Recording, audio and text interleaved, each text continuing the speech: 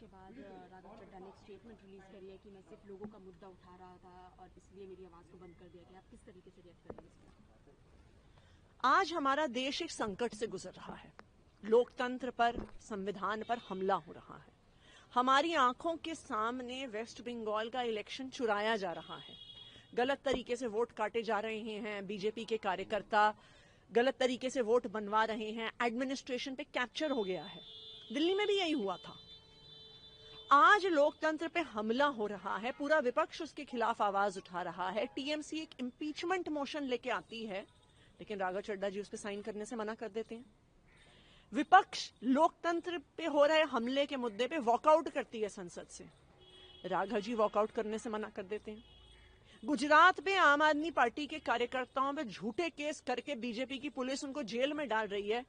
राघव जी उस पर आवाज उठाने से मना कर देते हैं।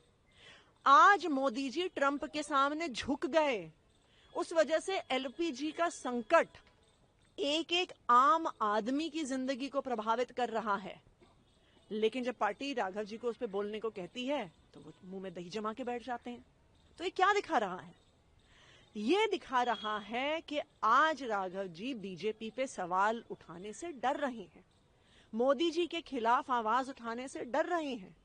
और शायद आज ऐसा लगता है कि 2 साल पहले जब अरविंद केजरीवाल जी की गिरफ्तारी हुई थी तो उन्होंने जिस प्रकार से कहा था कि मेरी आंखों का ऑपरेशन है, इस वजह से मैं भारत से बाहर हूं, शायद तब भी वो मोदी जी से डर गए थे। आपने बोला कि डर रहे हैं, क्या रीजन है डरने का? उनको क्या रीजन हो सकते हैं?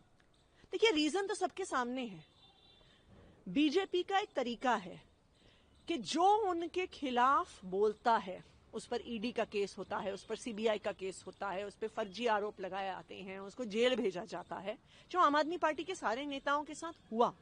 आज भी गुजरात में वही हो रहा है।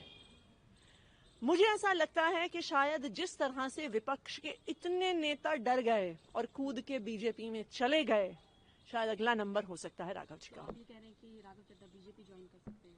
अब देखिए, ये तो समय ही बताएगा, लेकिन ये तो बिल्कुल साफ है कि आज बीजेपी और उनके लोकतंत्र पर किए जा रहे हमले के खिलाफ राघव जी बोलने को तैयार नहीं है।